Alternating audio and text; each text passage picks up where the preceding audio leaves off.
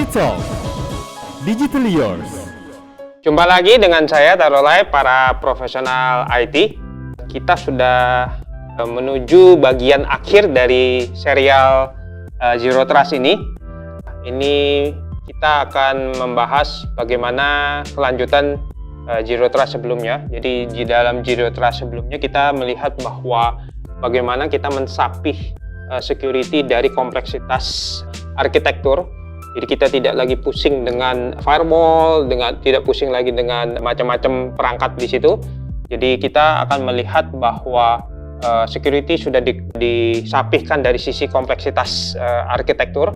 Kemudian juga applications-nya juga could be anywhere, bisa distributed juga, dan juga bisa terjadinya self-remediated. Seperti sebelumnya user sudah authenticate dan semuanya ternyata OS-nya masih jadul yang harus di-upgrade, atau antivirusnya belum pernah di-update dan sebagainya, itu memaksa si user untuk melakukan self-remediate. Jadi bukan lagi membebankan semuanya kepada IT support, tapi juga masing-masing user punya tanggung jawab terhadap akses itu. Nah, kita akan masuk ke next level dari Zero Trust, yaitu kita bagaimana posture assessment itu kita masukkan di dalam komponen data communications. Lalu nanti kita akan melihat bahwa kita bisa melakukan konversi authentications terhadap model-model authentication yang primitif. Banyak sekali application legacy yang authentication-nya masih menggunakan kredensial dalam yang primitif seperti password dan sebagainya, sedangkan seperti kita ketahui banyak sekali authentication yang modern menggunakan OAuth, bisa juga menggunakan biometrik dan sebagainya yang bisa mengextend pengamanan yang lebih lanjut, sedangkan legacy application itu tidak bisa mengakomodasi itu. Nah, dengan Zero Trust yang next level ini, kita akan melihat bagaimana hal itu menjadi possible. Lalu kita juga bisa melakukan integrasi terhadap ekosistem security. Jadi ada beberapa model outsourcing security yang kita bisa lakukan dengan pihak ketiga. Jadi bahkan juga secara regional. Dan tentu saja kita support komponen-komponen yang ada di cloud. Dan seperti kita ketahui, ke depannya juga akan menjadi banyak sekali cloud-nya di situ. Nah, how it happen? Jadi kita sudah tahu, sebelumnya kita sudah membahas bagaimana si user akan melakukan akses ke sini. Nah, proxy-nya ini sekarang kita akan masukkan ke dalam lebih ke dalam lagi. Nah, di sini kita akan melihat bagaimana si usernya itu mengakses secara global. So, bisa jadi si usernya mengakses dari Indonesia, bisa juga si usernya mengakses dari Eropa, bisa juga mengakses dari Jepang dan sebagainya. Nah, kita akan mendapatkan satu komponen lagi, yaitu adanya komponen rendezvous, dan juga ada komponen yang lebih satu lagi, komponen entry node-nya. Jadi ada dua tambahan, yaitu komponen entry, ada komponen rendezvous. Dan dalam hal ini, rendezvous maupun entry point ini jumlahnya bisa banyak. Jadi bukan hanya satu. Jadi misalnya kalau ini data center yang ada di Jakarta, berarti ada rendezvous point dari sisi Jakarta. Ada data center yang ada di Eropa, kita bisa men-set rendezvous point dari yang Eropa. Demikian juga dari sisi entry node-nya. Si user sedang di Jakarta, dia akan kontak langsung ke entry node yang ada di Jakarta. Kalau dia lagi di Eropa, dia akan melakukan kontak terhadap entry node yang ada di Eropa. Jadi kita memisahkan dari yang sebelumnya ini akan lebih besar lagi, dan prosesnya masih sama. Jadi si user akan melakukan akses ke entry node. Jadi dia akan melakukan knocking di sini.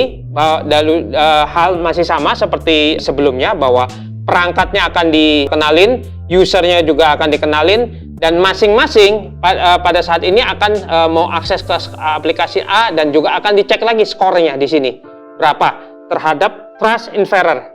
Dan menariknya dengan teknologi konsep yang seperti ini, kita bisa menentukan skor yang berbeda untuk regional. Jadi misalnya kalau si user lagi melakukan request akses dari hostile area, misalnya dari daerah yang ada wilayah yang memang tidak aman dan banyak hackernya, misalnya akses dari China, akses dari Rusia, tapi bukan berarti hacker udah dari regional sana banyaknya, tapi kita anggap aja suatu akses dari hostile, kita bisa naikkan kalau dia akses dari entry node-nya yang hostile area, kita bisa naikin skornya.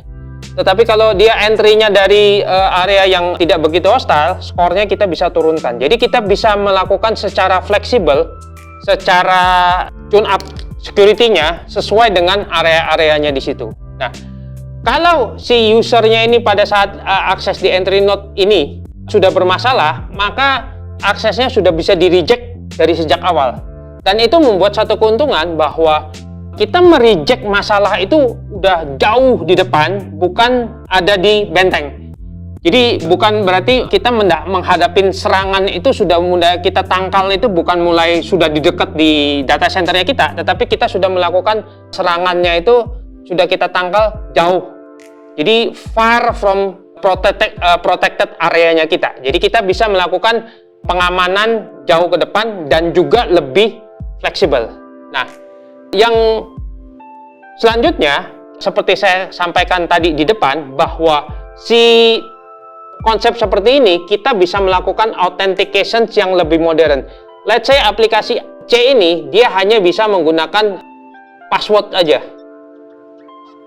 Tapi kita bisa melakukan dengan adanya di sini, kita dari sisi entry node-nya ini kita bisa melakukan suatu credential checking menggunakan yang lebih kompleks lagi authentication-nya. Misalnya kita bisa menggunakan biometrik. Jadi kita bisa menggunakan FIDO untuk biometriknya. Jadi mau akses di sini, authentication-nya pakai jempol dan sebagainya. Padahal di aplikasinya sendiri hanya mendasarkan dari sisi password. Tapi dengan sistem solusi tertentu, kita bisa membuat bahwa kalau mau mengakses ke sini dari area yang hostile misalnya, kita bisa mengharuskan dia harus authenticate dengan biometrik. Tapi kalau di area yang tidak terlalu hostile, mungkin kita mengizinkan hanya berdasarkan dari sisi password saja. Jadi authentication-nya itu pun juga kita bisa melakukan adjustment terhadap di area mana mereka melakukan aksesnya. Nah, hal yang selanjutnya itu adalah kita bisa menambahkan itu adalah komponen security yang kita subscribe. Misalnya kalau akses dari sisi Eropa, kita bisa subscribe kepada security provider yang ada di Eropa. Jadi pada saat dia masuk, kita melakukan akses ke entry node ini, dia akan melakukan checking terhadap subscribe security providernya. Misalnya antivirus ataupun WAF dan sebagainya, policy-policy yang kita bisa outsource-kan kepada pihak ketiga.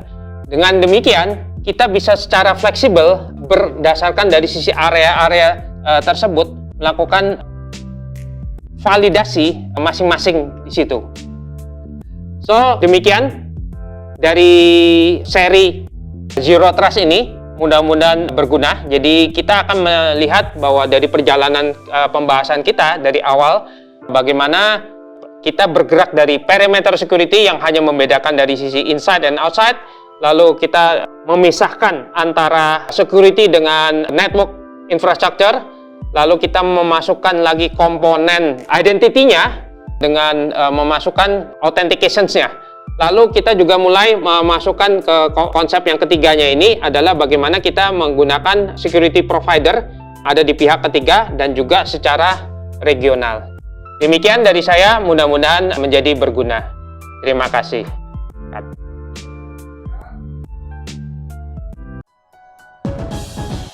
T-Talk Digital Yours.